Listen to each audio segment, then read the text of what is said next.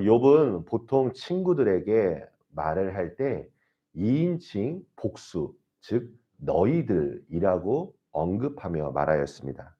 그런데 오늘 빌닷에게 말할 때에는 2인칭 단수 너로 답변하고 있습니다.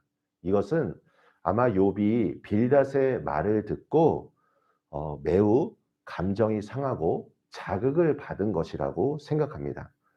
욥은 빌닷이 왜 자신에게 왔는지 위로하기 위해 왔다는 것을 상기시키고 있습니다. 하지만 실제로 빌닷뿐만 아니라 욥의 다른 친구들은 욥을 돕는 것과는 아무 관계가 없었습니다. 이들은 가르치기만을 좋아했고 그리고 자기의 지식만을 자랑했을 뿐입니다. 친구인 욥이 어려움에 처했는데도 그들은 욥을 돕지 않았습니다. 욥은 사람이 이렇게 비참하고 연약한 존재이라면 빌닷이 이런 사람들을 도운 적이 있었는지 물어봅니다. 그리고 빌닷이 공동체의 의무를 다해야 한다고 주장합니다.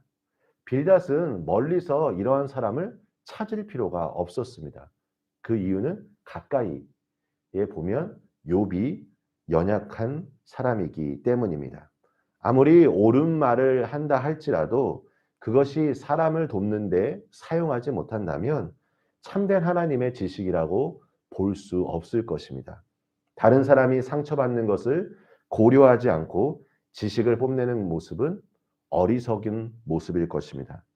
하나님은 인간과는 전혀 다른 존재임을 욥도 인정하고 있습니다. 욥은 먼저 하나님의 통치 범위가 산 자들에게만 있는 것이 아니라 죽음의 세계인 수월에까지 미치고 있다는 것을 인정합니다.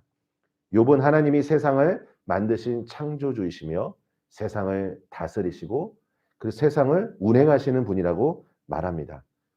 하나님은 혼돈의 세력들을 물리치시기도 하시고 제압하시고 세상이 무질서와 혼란으로 빠지지 않도록 역사하시는 분이십니다. 그 누구도 하나님의 권위에 도전할 수 없을 것입니다.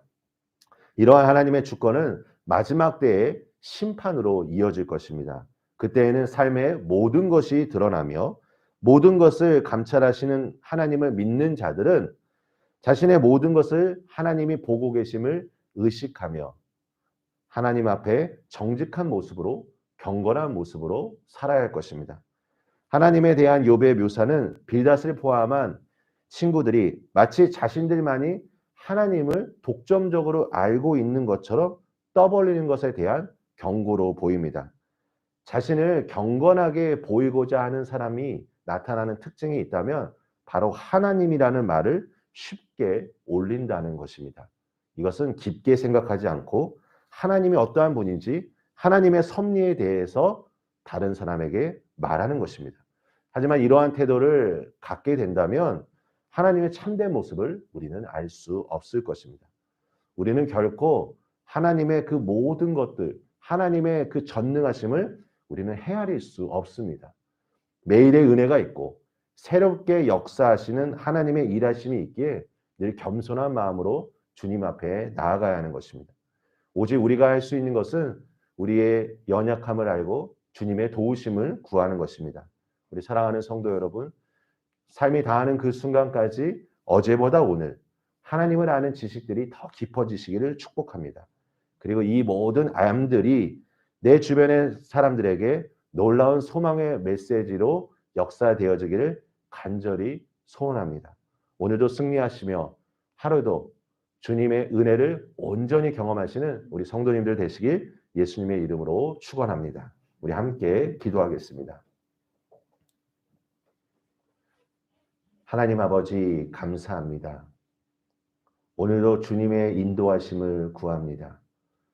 성경 말씀을 통하여 우리에게 말씀하신 하나님의 뜻을 더 온전히 알기를 원합니다.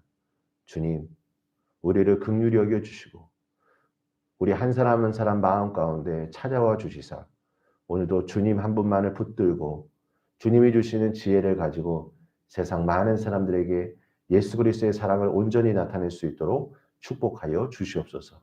예수님의 이름으로 기도합니다. 아멘.